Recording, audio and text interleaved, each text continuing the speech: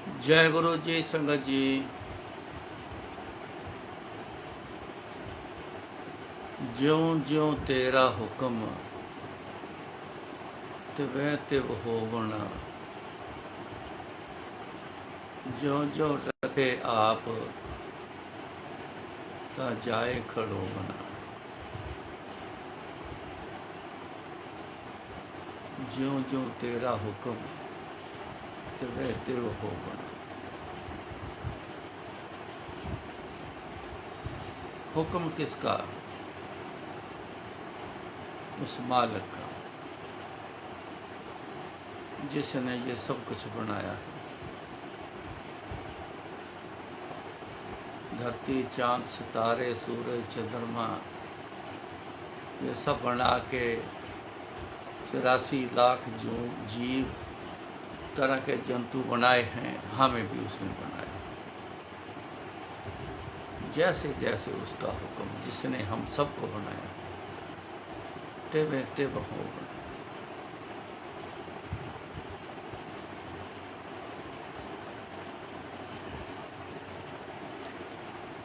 हम लोग कोशिश करते हैं कि हर चीज़ जो है हमारे हाथ में आ जाए या हमारे मुताबिक चले।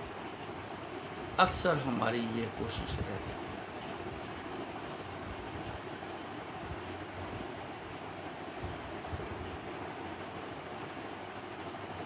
पता भी है कि हम कुछ कर नहीं सकते, लेकिन फिर भी उस आदत से हम मजबूर हैं कि हमारे मुताबिक हो, जैसा हम चाहें वैसा हो, ऐसा ना हो या ऐसा हो। फिर भी हम इस बात को अपने हाथ में लेना चाहते हैं।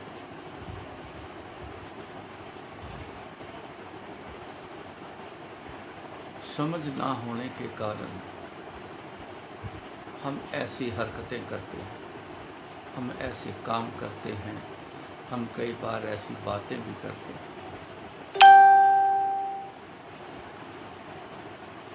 ये समझ ना होने के कारण, इसलिए जितने भी धर्म बने हैं ना, बड़े बड़े ग्रंथ लिखे हैं, इतना कुछ लिख दिया उन्होंने, दुनिया की हर बात के लिए उन्होंने लिखा है। इसीलिए लिख के हमें दिया है कि पढ़ो, जानो, परमात्मा को जानो, अपने गुरु को जानो, वो है क्या, वो करता क्या है, किसकी मर्जी से होता है, कौन करता है, कौन बनाता है, कौन ढाता है। ये सब धर्म ग्रंथों में लिखा हुआ। इसके बावजूद भी हम अनाड़ी के अनाड़ी रह गए।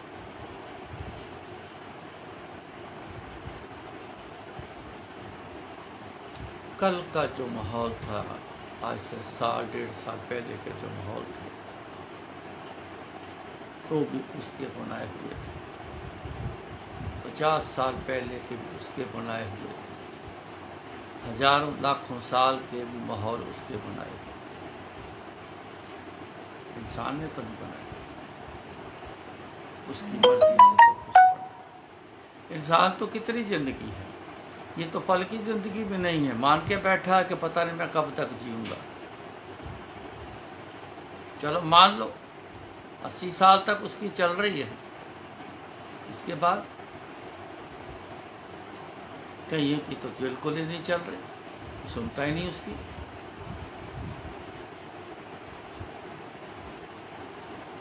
इसकी मर्जी से चलता है। हम यही समझते रहते हैं, चाहते भी हैं जैसा हमें अच्छा लगे वैसा होना चाहिए। आज बरसात होनी चाहिए, आज नहीं होनी चाहिए। आज ठंडी हवा आनी चाहिए, आज नहीं आनी चाहिए। आज कारोबार में लाखों का प्रॉफिट हो जाना चाहिए, आज मंदा नहीं पड़ना चाहिए। आज ये होना चाहिए, वो नहीं होना चाहिए। ऐसा क्यों हुआ है, ऐसा क्यों चल रहा है? सारा दिन ये आदत हो गई है अपनी मर्जी से परमात्मा को चलाने। समझना ये है कि ज्यों ज्यों तेरा हुक्म त्वे तिव होगा। तेरा बनाया सब कुछ है, तेरा ही चलाया सब कुछ है। जैसे तू चलाएगा वैसे ही चलेगा, तेरे हुक्म से ही चलता है, तेरे हुक्म से ही रुकना है। तो जैसे तेरा हुक्म, हमें भी वैसे ही चलना पड़ेगा। नहीं चलेंगे, एक मान लो डिसिप्लिन वाले, एक फौज है जिसमें सबसे बड़ा डिसिप्लिन है। एक कमांडर की आवाज़ से सब कुछ हो रहा है, परेड हो रही है। वो जो लीडर है उनका, वो जो बोलता है, चाहे 10,000 फौजी हो, चाहे 1,000 हो, चाहे 50 हो, जो बोलता है वही एक्शन सारे उसी समय सारे करते हैं, उसी एक्शन में आते हैं। उनमें से एक बंदा वो नहीं मानता। मान लो, ये मानने की बात है, एक इमेजिन है कि एक बंदा उसमें वो नहीं मानता है, वो कुछ और ही करता है या खड़ा ही रहता है। ऐसा नहीं, तू ऐसा बोल देता, मैं तो ये चाहता हूँ तू ऐसा बोले, मैं ऐसा करूँ, क्या उसकी सुनी जाएगी? एक इंसान की बनाई हुई एसोसिएशन, उनके बनाए असूल, उसके मुताबिक जो एक इंसान नहीं चलता, तो वो इंसान जो करवा रहा है उसको निकाल के बाहर खड़ा कर देता। चल तू बाहर खड़ा हो जा, बाद में बात करते हैं तेरे। फिर सवाल आता है, जो बोला था वो क्यों नहीं किया? डांट पड़ेगी, उसे सजा मिलेगी, क्या होगा? कुछ ना कुछ तो होगा। एक इंसान की बनाई हुई एसोसिएशन में एक ऐसा है, सब उस पर चलते हैं, जो नहीं चलता उसको बाहर निकाल के खड़ा कर देते, उस पर एक्शन आता। तो जिसने ये सब कुछ बनाया है, ये उसी के कहने से ही सब होता है।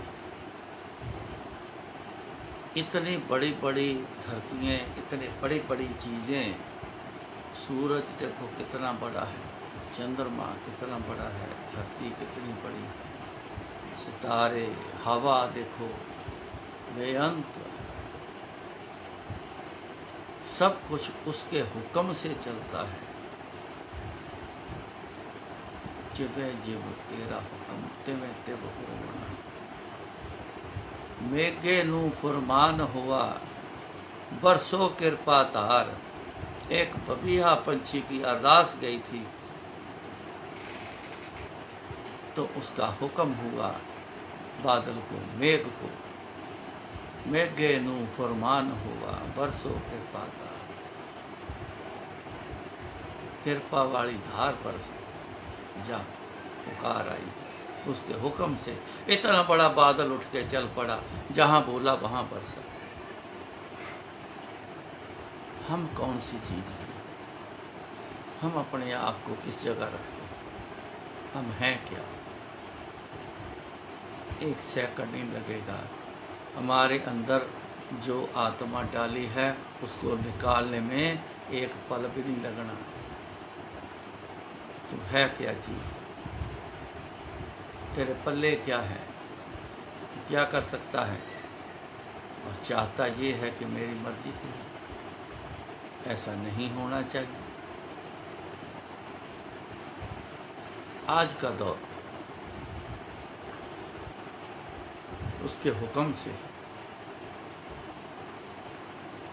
इतनी बड़ी दुनिया में आफत कोई इंसान ला सकता है? है किसी में ताकत, उसकी मर्जी के बिना नहीं। कई बार बड़े बड़े प्लान बने मुल्कों के धरे के धरे रह जाते हैं।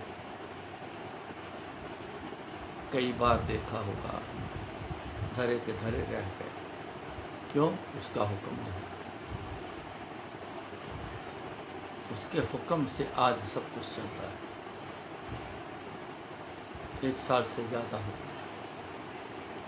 उसका हुक्म, उसकी मर्जी,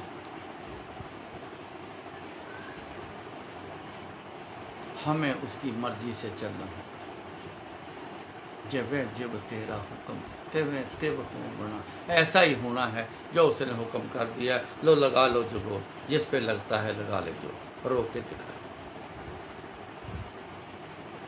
है जोर, लगा लो, कर लो मुकाबला, परमात्मा से कर लो। एक इतने बड़े पहाड़ का मुकाबला एक छोटा सा कंकर कर लेगा? एक रेत का कण उसका मुकाबला कर लेगा? हम परमात्मा के, गुरु जी के आगे हम एक रेत के कण के बराबर भी नहीं हैं।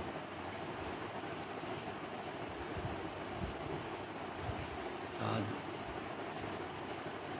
महामारी का बड़ा जोर,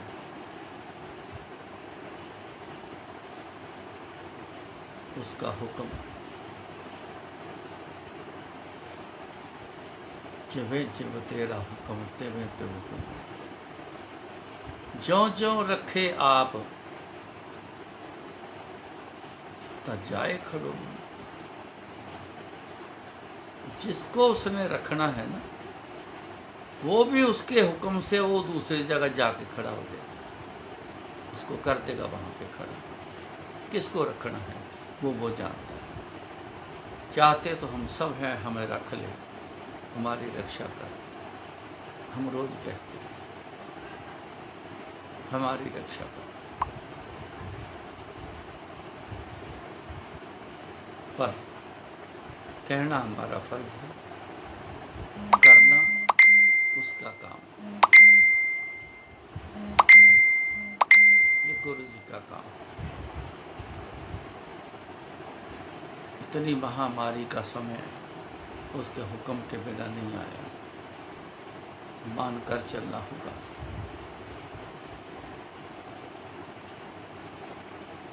मानकर चलेंगे तो उसके आगे उस कतार में हम खड़े हो जाएंगे जिस कतार को वो पसंद करते हैं। शाबाशी जहाँ जिस कतार में मिलेगी, फिर उस कतार में हम खड़े हो जाएंगे। ना मानकर चलेंगे, जिद करेंगे, उसके उलट चलेंगे, तो फिर उस जगह पे खड़े हो जाएंगे, फिर जहाँ फिर कोई पूछने वाला कोई नहीं। कर लेना, फिर क्या कर लो।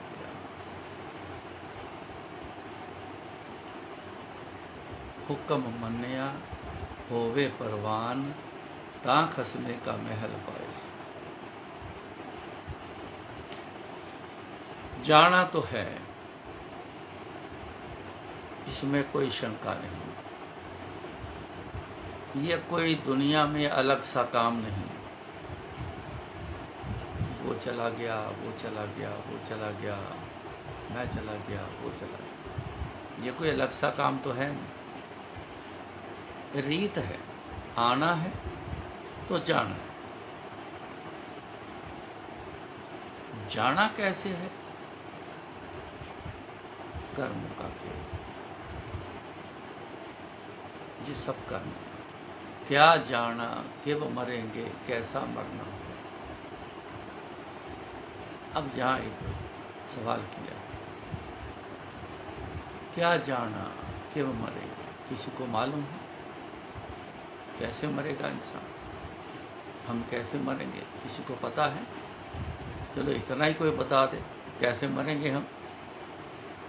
तो मान लेते हैं कि चल तेरी मर्जी भी का ख्याल रखा जाएगा, तेरे पास पावर आ गई है तो तेरी भी कोई मर्जी है, तूने बहुत बड़ा कोई रोल अदा किया है, चलो भाई तेरी भी कोई मर्जी है। क्या रोल अदा किया है जिसकी मर्जी से?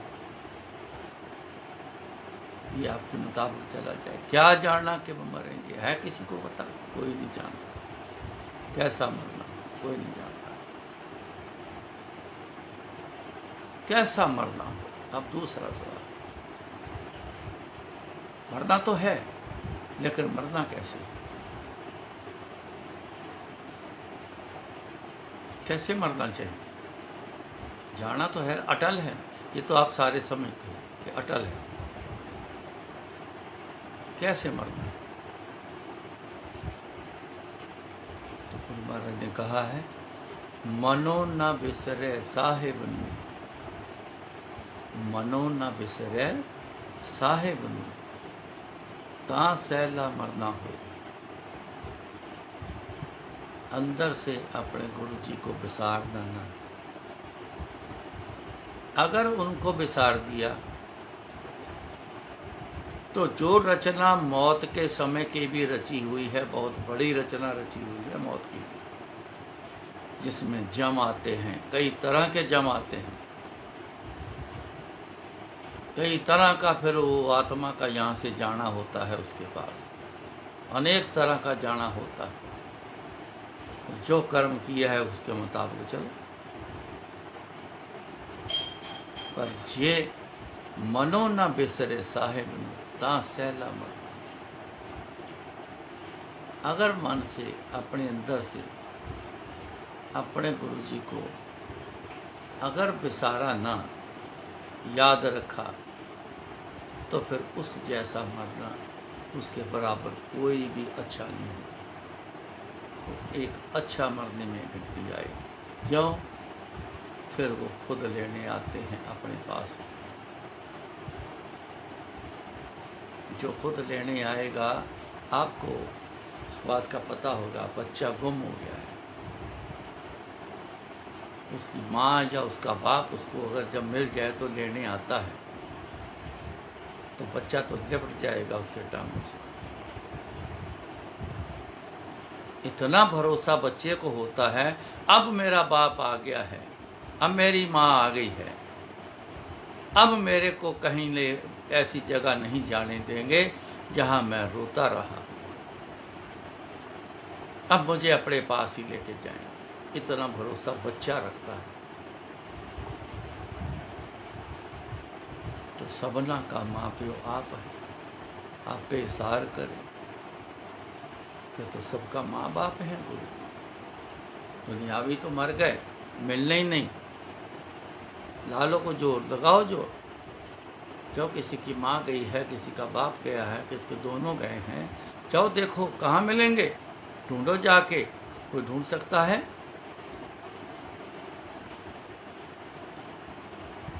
बाबा बोलते थे कहाँ गए,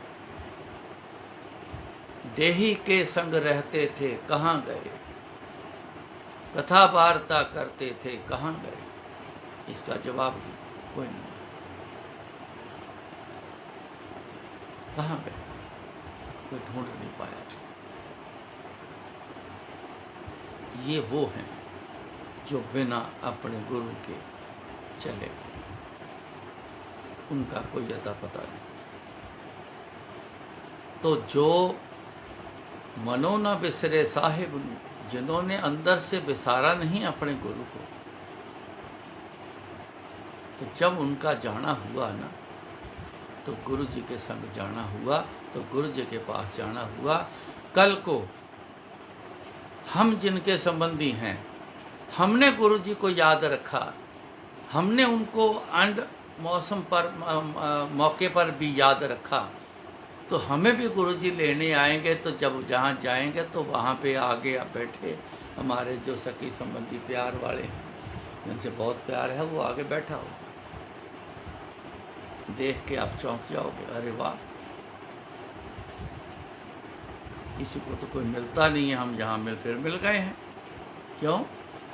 गुरु जी के पास जो बैठे हैं वो तो सारे बैठे हैं।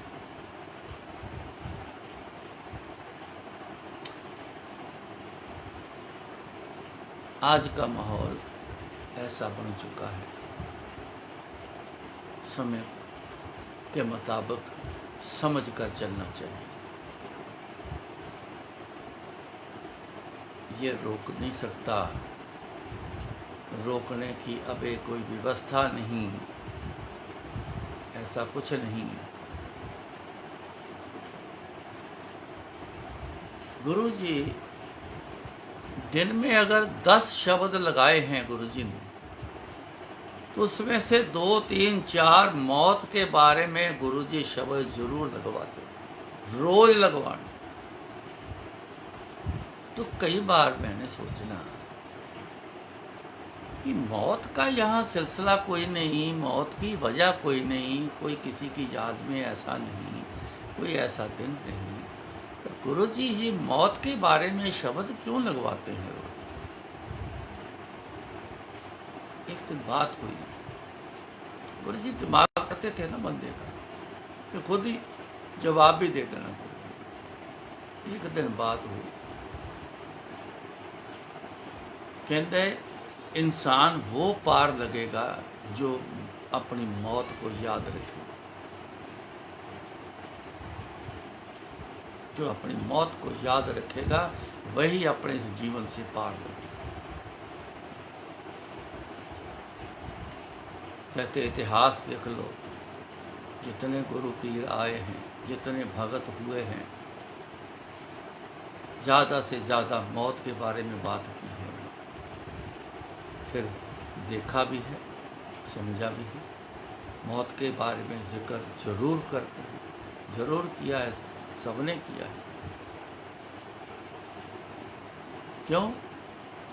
मौत ही एक ऐसी चीज है, अटल है, जिसने आना ही आना है। क्योंकि जीवन आया है तो मौत आना ही आना।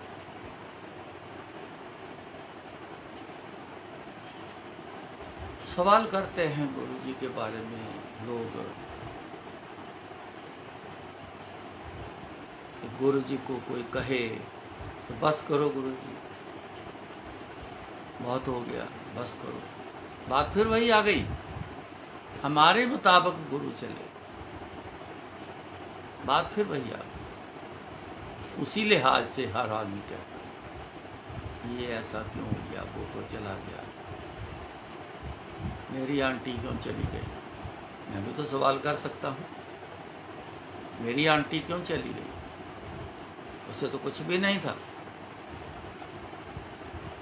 5 दिन पहले सारे कंप्लीट टेस्ट उसके हुए, ईसीजी इको तक हुई, सब कुछ नॉर्मल था, फिर मेरी आंटी क्यों चली गई। सवाल तो मैं भी कर सकता हूँ, लेकिन इतना गुरुजी ने सुनवाया, इतना गुरुजी ने समझाया, सब कुछ किया, उसके बावजूद फिर वही सवाल अगर करता हूँ तो मैं फिर किस लाइन में खड़ा हूँ। शाबाश वाली लाइन में तो नहीं आया। जब उन्होंने कई बार बताया है, उन्होंने बहुत सा सुनवाया है, आए हो तो जाना है, जो आया सो बिनस है, सबकी आई बारी दे। जो आया सो बिनस है, बिनस होता जाना, खत्म हो जाना, मर जाना, खत्म हो जाना। जो आया खत्म तो होना है, सबकी आई बारी दे। बारी तो सबकी आई, ये नहीं पता बारी आज किसकी है, अगले पल किसकी है, कल किसकी है, महीने बाद किसकी है, ये नहीं कोई जानता। क्यों? अपने हाथ में उसने रखा। इंसान तो कहता कि मेरी मर्जी से करे रब, तेरे पास है क्या, तेरे हाथ में तो ये तो अपने बारे में नहीं है कि तूने कब जाना है, कैसे जाना है, क्या जानना कि मरेंगे, तेरे को पता नहीं है। तो परमात्मा के ऊपर की बातें तू करता है, हुक्म में रहना, हुक्म में चल, जैसे उसका हुक्म। अब देखो एक बहुत बड़ी एग्जांपल है, महाभारत हुआ, सब जानते हैं, सब तय था कितने मरने हैं। महाभारत एक जंग हुई। जंग का मतलब क्या है, लड़ाई का मतलब क्या है, मरना, मारना, मरना। तीसरा कोई काम, मारना और मरना। कितने मारने, कितने मरने, कोई जानता था उस समय? कोई नहीं जानता। जानने वाला बीच में था, उसको पता था, वही करवा रहा था, कृष्ण महाराज। उनको पता था कितने मरने, कितने मारने। वही तो जंग करवा रहे हैं, बीच में बैठे देखो इंतजाम हो रहा है, सब चल रहा है, बनतर बन रही है, सब कुछ हो रहा है, बैठे हैं देख रहे हैं, सब चल रहा है। लड़ाई भी शुरू हुई, कोचवान बन के बैठे हैं, देखो कमाल हो गई, कोचवान बन के बैठे, करवा रहे हैं लड़ाई, चलवा रहे हैं तीर अंदाजी, सब कुछ चल रहा है, देख रहे हैं, हंस रहे हैं, मुस्कुरा रहे हैं।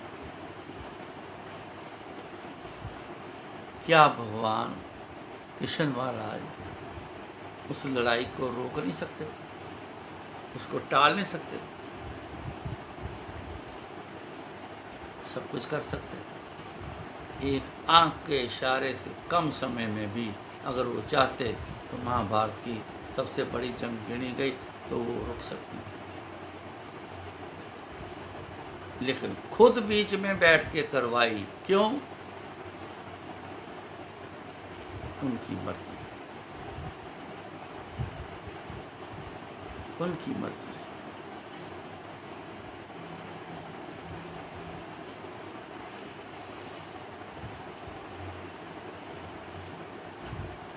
जो जो रखे आप जाए खड़ो,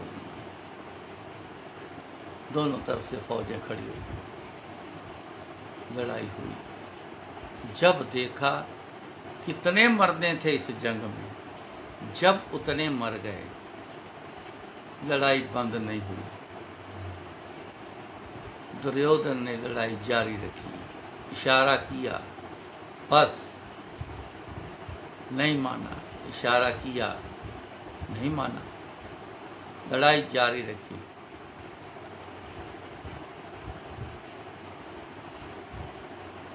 तो महाराज ने बर्दाश्त नहीं किया, उसकी करनी को बर्दाश्त नहीं किया। वो करने वाला नहीं था, वो अकल से बेहोश था। सीधे रास्ते पे लाना था, लड़ाई को रोकना था। मैसेज किए, नहीं सुना। यहाँ तक भूल गया कि भगवान परमात्मा देखो बैठा है बीच में, वो भूल गया। इतना बेहोश हो चुका था, इतना होश गवा चुका था। आखिर में उन्होंने कसम खाई थी, मैं हथियार नहीं उठाऊंगा।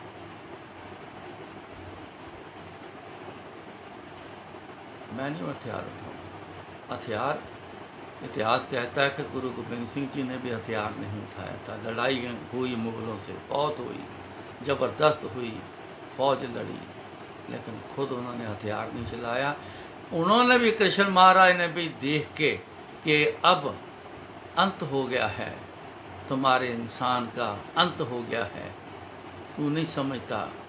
तब कृष्ण महाराज ने क्रोध को बुलाया, क्रोध आजा, अब तेरी जरूरत है। कसम खाई थी, हथियार नहीं उठाया, हथियार नहीं उठाया, रथ का पहिया उठाया। परमात्मा जितना सियाना कोई हो सकता है, कोई सोच सकता है? कभी नहीं। रथ का पहिया उठाया, उंगली में डाला, 16 कला संपूर्ण थे, जिसमें एक वो कला थी। तो वो कला जब इस्तेमाल की तो चक्कर ऐसा घुमा के छोड़ा कि कई लाशें बिछा के तो फिर वापस आया। तब जाके उसका दिमाग खुला। फिर उनके गुरुओं ने, दुर्योधन के गुरुओं ने समझाया, ओ भाई अब तो खुद एक भगवान शुरू हो गए हैं तेरे को रोकने के लिए, वो बस कर दे, नहीं तो तेरा अंत बिल्कुल सामने खड़ा है, अब रुक जा। तो जब होश आई तो हाथ जोड़ दिए।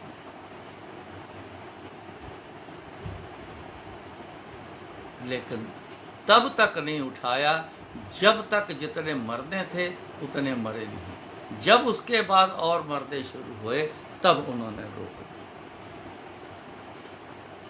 गुरु गोबिंद सिंह जी ने भी ऐसा ही हुआ। ढाब दी जंग एक बड़ी फेमस है उनके इतिहास में।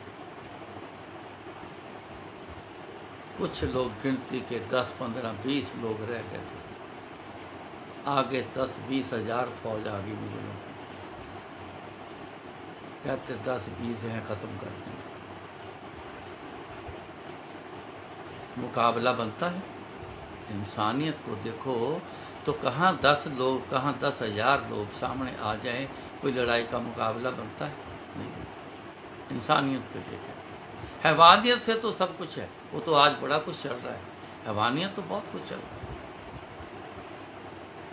लेकिन जब उन्होंने अटैक किया तो गुरु साहब ने फिर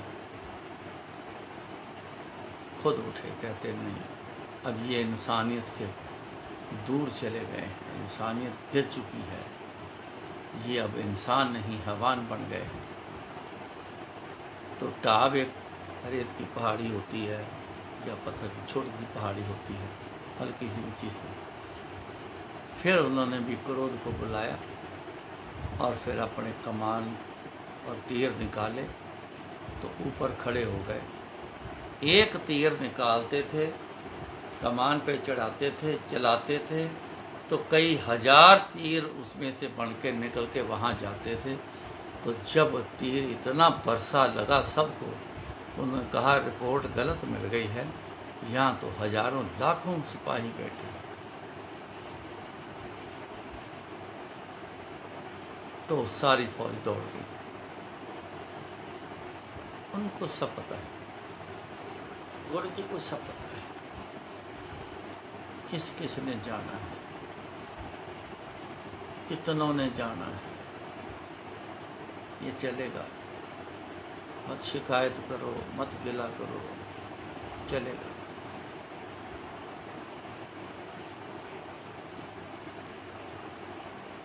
इतिहास पिछले देखो,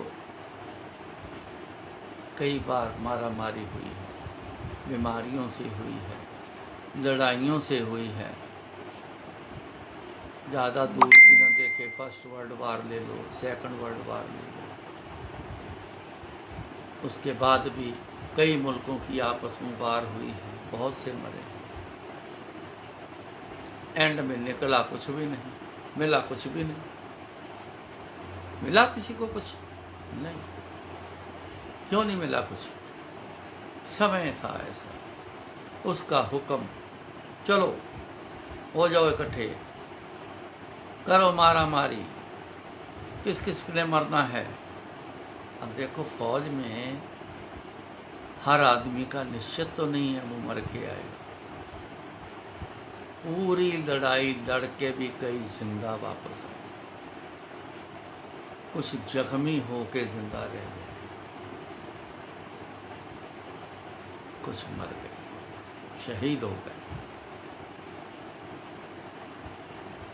जिनका लिखा था वहाँ शहीद होना, वो शहीद हो गए। जिनका लिखा था जख्मी होके बच के आना, वो जख्मी होके बच के आए। जिनका लिखा था बिना किसी बात के ठीक ठाक लड़ाई पूरी करके वापस आए। अब किसको पता है मैं शहीद हो जाऊंगा या मैं बच के आऊँगा? कोई जानता है इस बारे में? हर फौजी यही जानता है, लड़ाई अगर हुई तो मैंने शहीद होना है। ये सोच के लड़ाई करता है। ये सोच के लड़ाई कोई भी फौजी नहीं करता कि मैंने बच के वहाँ जाना। वो कमज़ोर पड़ जाएगा जो बच के जाने वाला है। शहीद होने वाला दलेरी से लड़ाई करे।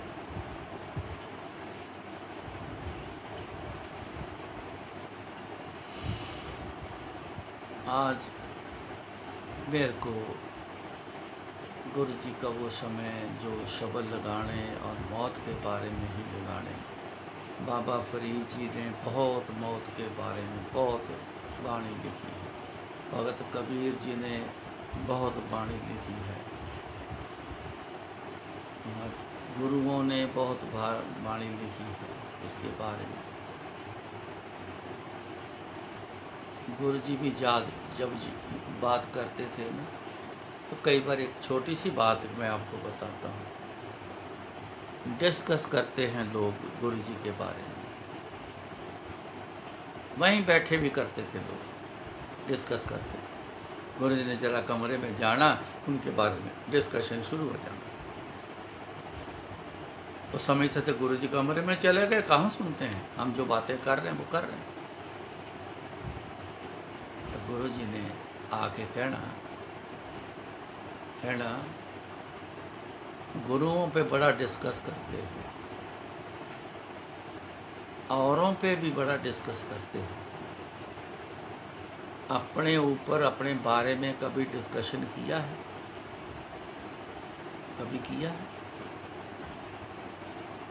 मैं क्या करता हूँ, कितना बुरा करता हूँ, कितना अच्छा करता हूँ, कितनी भक्ति करता हूँ, कितना गुरु जी को याद करता हूँ, कितनी दया करता हूँ, कितनी मदद करता हूँ, कितना जो अच्छे काम है वो कितने करता हूँ, अब बुरे कितने काम हैं वो कितने करता हूँ। कभी उस पर डिस्कशन किया है? तो आखिर में पता क्या बात बोली, कहना अपनी मौत के बारे में कभी डिस्कशन किया है? मरना तो है, याद है आपको आपने मरना है?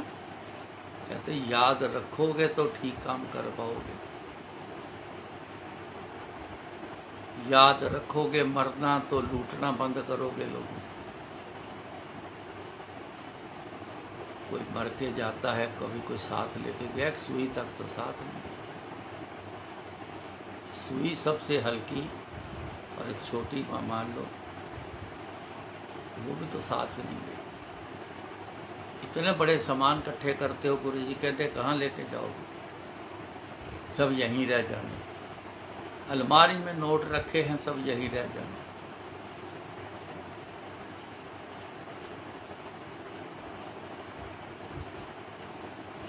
कहते अपनी मौत के बारे में डिस्कशन करना, अपने बारे में डिस्कशन करना, गुरुओं के बारे में डिस्कशन करने से आपको कुछ नहीं मिलना।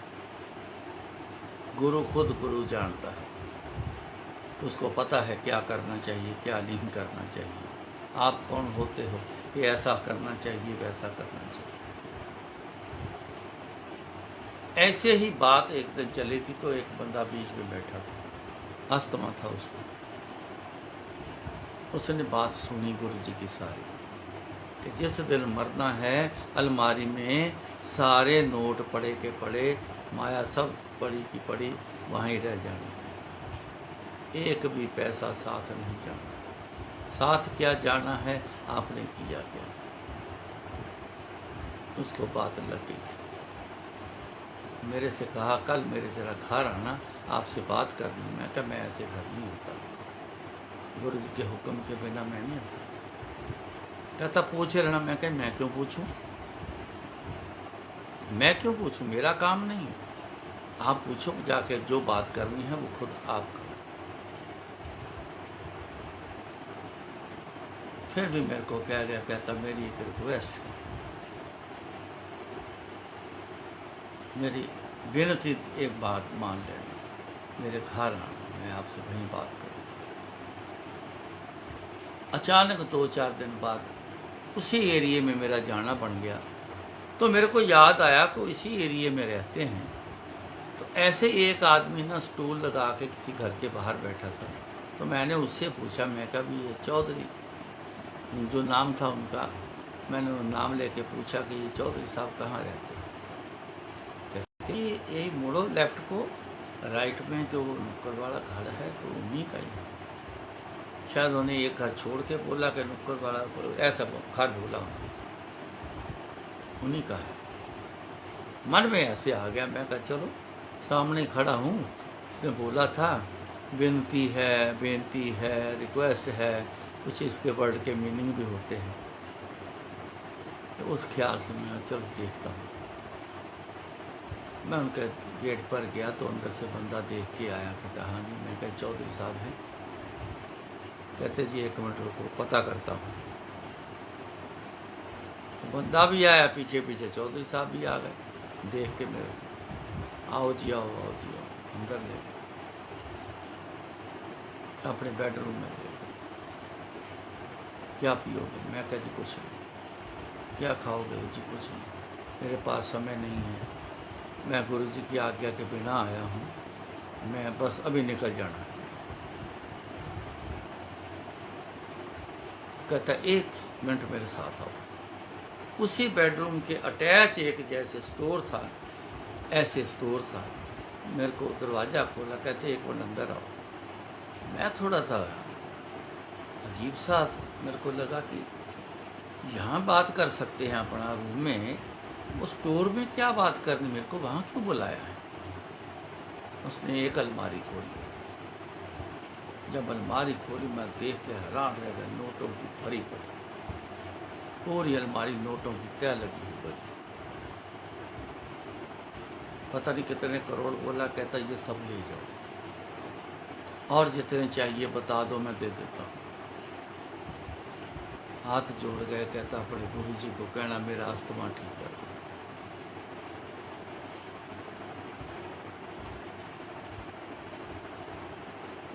मैंने कहा इस दौलत से आप गुरु जी को नहीं खरीद सकते। तो कहता जी कैसे खरीद सकता हूँ? मैं कहा जिन प्रेम कियो तिन ही प्रभ पाए, जिन प्रेम कियो तिन ही प्रभ पाए। गुरु प्यार से मिलता है, दौलत से नहीं। ये वो दौलत है जो गुरुजी ने ही आपको दी हुई। अंदाजा लगाओ, तुम्हारे जैसे अरबों खरबों लोग हैं जिनके पास दौलत ही दौलत है, किसी के पास थोड़ी, किसी के पास ज़्यादा। कौन देता है दौलत? यही बैठे दे रहे हैं। इतनी दौलत है कि आज तक ख़त्म नहीं हुई। वो आपसे ये दौलत लेके आपका काम करेंगे। मैं कहती कुछ थोड़ा सा समझ के चलो। समझ बैठ गई, तुरंत बैठ गई। मैं कह जब मैं चला गया। जाते ही गुरु जी कहते हाँ की कहंदा चौधरी, सब जाने जान की कहंदा चौधरी, अलमारी दे सारे नोट ले जा, होर जिन्ने चाहिए दस दे, अस्थमा ठीक कर दे गुरु तेरा। मैं क्या हाँ जी गुरु जी। गुरु जी मुस्कुराए, बात खत्म हो गई। शाम को फिर हुआ, रूटीन से आना शुरू हो गए थे, 2-4 दिन हो गए, फिर आए। उस दिन आना उनका एक और ही तरह का, वो बात बैठ गई, जिन प्रेम कियो तिन ही प्रभ पाए। वो बात उनके जहन में बैठ गई। अब उनका बैठने की जगह बदल गई और बैठने का तरीका बदल गया। बैठने का तरीका मतलब पता क्या है कि अब गुरु जी की तरफ जो ध्यान है वो कैसा है, जुड़ गया गुरु जी के साथ, जुड़ गया। बहुत देर तक बैठे रहे, फिर गुरु जी ने बुलाया, इधर आ।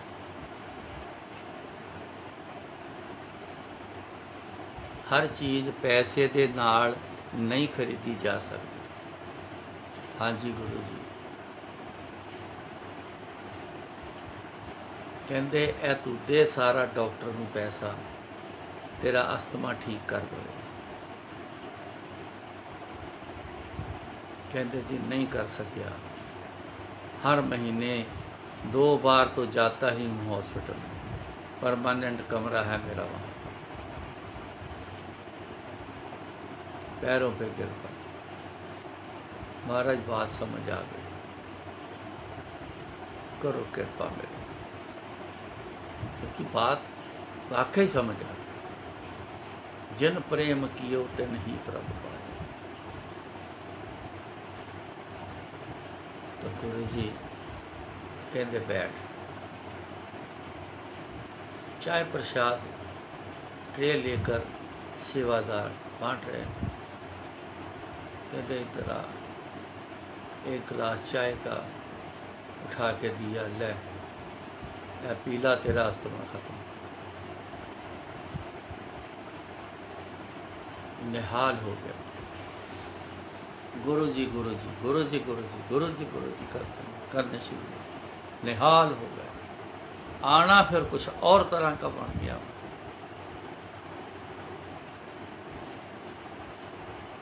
बहुत बड़े मिनिस्टर एक आए,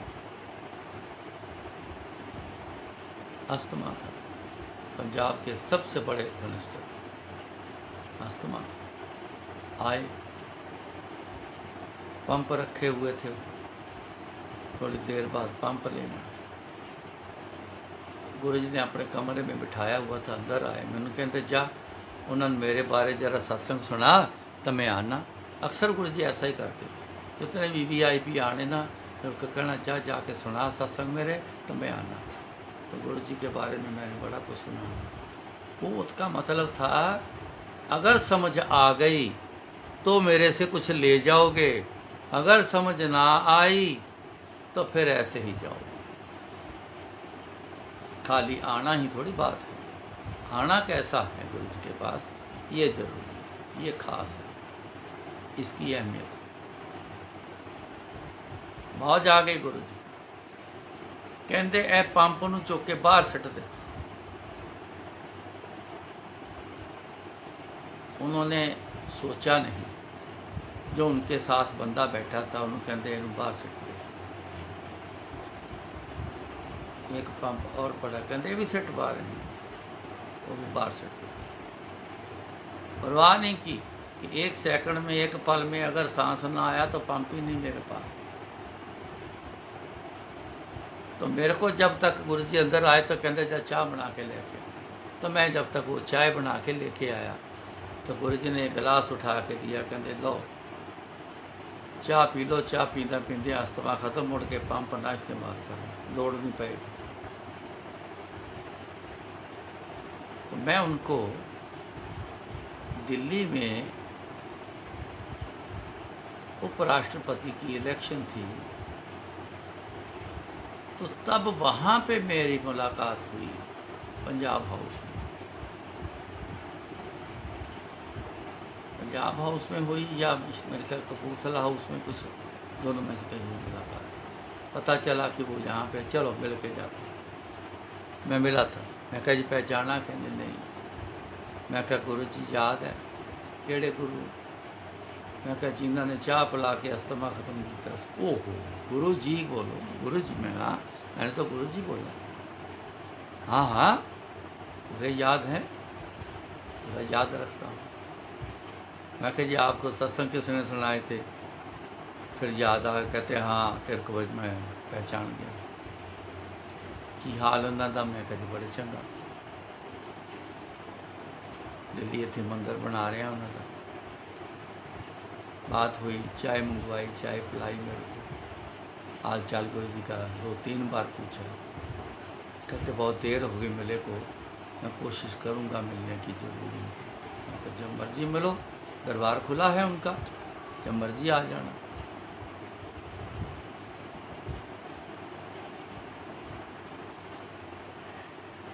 सो इसलिए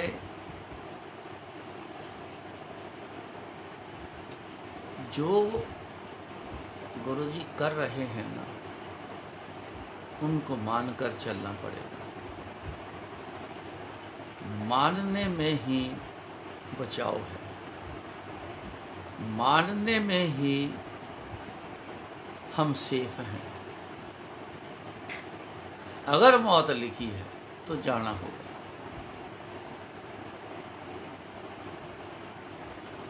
अगर लिखी है, गुरु जी के मौज में आ गया तो टाल देंगे, ये उनकी मौज है। मत ये कहना फिक्स बात, ऐसी मत करना कि उसका टाला है तो मेरा क्यों नहीं टाला।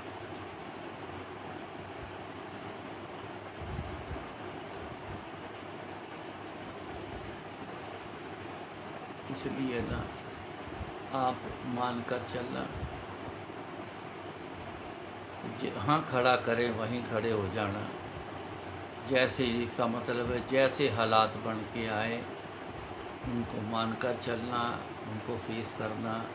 गुरु जी की याद में फेस करोगे तो सब कुछ ठीक है। उनकी याद के बिना फेस करोगे तो डर के मारे बस कुछ नहीं बचेगा शरीर का। पता नहीं वैसे मरना कि नहीं मरना, डर से ही मर जाएगा। बहुत सी संगत में लोगों का शरीर छोड़कर जाना हुआ है, हो रहा है। बड़े फ़ोन आते हैं, रोज़ आते हैं, लोगों से बड़ा संपर्क है। एक ही बात मैं उनको कहता हूँ, ज्यों ज्यों तेरा हुक्म तिवे तिव हो,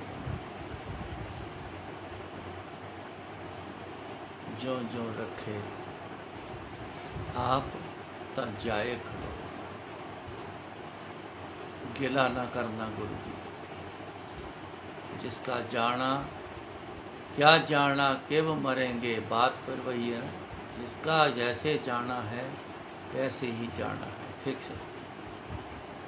मैंने कहा ना मेरी आंटी को कुछ हुआ नहीं। 1 मई को, इसी 1 मई को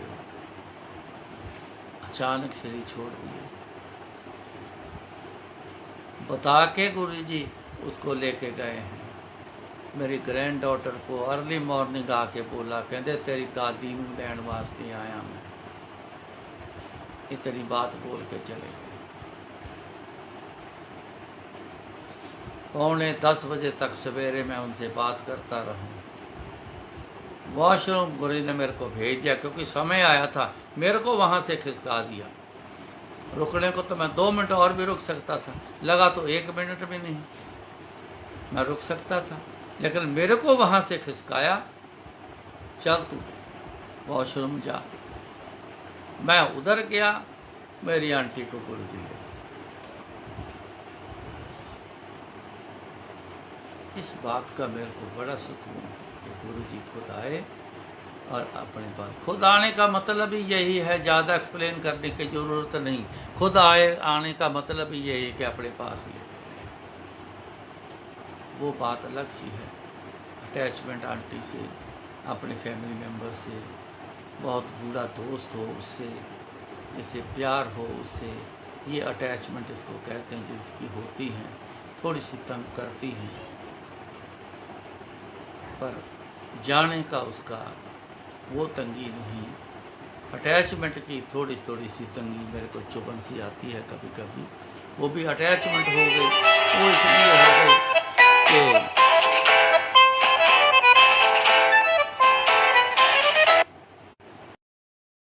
वो अटैचमेंट इसलिए हो गई कि लॉकडाउन लग गया तो 24 घंटे साथ ही रहने लगे। नहीं तो मैं तो अपना बड़ा गुरु जी के दुनिया में मैं मगन रहता था। बड़े साल हो गए, अपने पास रख लिया, फिर अपने सेवा सत्संग में लगा दिया। दिन से लेकर रात तक सत्संग बोलते रहना, रोज़ बिजी रहना। तो सिर्फ लॉकडाउन में ना जाना ना आना, बस इतनी थोड़ी सी अटैचमेंट हुई। उसकी हल्की सी चुभन, वो भी गुरु जी को अरदास करता हूँ, गुरु जी दूर करो इस चुभन को। इससे मिलना कुछ नहीं, मेरे को दूर करो। ठीक है, याद ज़रूर आनी है, आनी भी चाहिए। याद आए पर मीठी याद आए, बस गुरु जी ये मेरे पे कृपा करना। बाकी तो सब ठीक है, सुकून है कि आप उसको लेके गए हो और अपने पास ही लेके गए हो। इससे बड़ा और कुछ नहीं। मेरे को भी जिस दिन जाना है, मेरे को भी खुद ही लेके जाना, और ये अपने पास लेके जाना। क्योंकि शुरू से हम दोनों मियाँ भी यही अरदास करते थे, आप भी अरदास किया करो। बाकी जो जो तेरा हुक्म तिवें तिव होना, उनके हुक्म के बिना कुछ नहीं है। जो चल रहा है, जो होना है, जो हो रहा है, उनके हुक्म से हो रहा है। उनकी तरफ ध्यान रखो, उनकी याद में रहो, तो बस। अगर जाना किसी का होगा तो फिर सहला मरना हो, बहुत बढ़िया मरना करना, वो बुरा मरने वाली बात नहीं है। इतना कबूल करना, तुम्हारा कृपा करें सुख के दिन जरूर आएंगे, ऐसा नहीं है, सुख के दिन जरूर आएंगे। और जब तक ये खेल उन्होंने रचा है तब तक चलेगा, इंतज़ार करो और गुरु जी की याद में रहो। कुछ नहीं होता, होगा भी तो वो अच्छा ही होगा, वो बढ़िया होगा। तो फिर मिलेंगे। जय गुरु जी।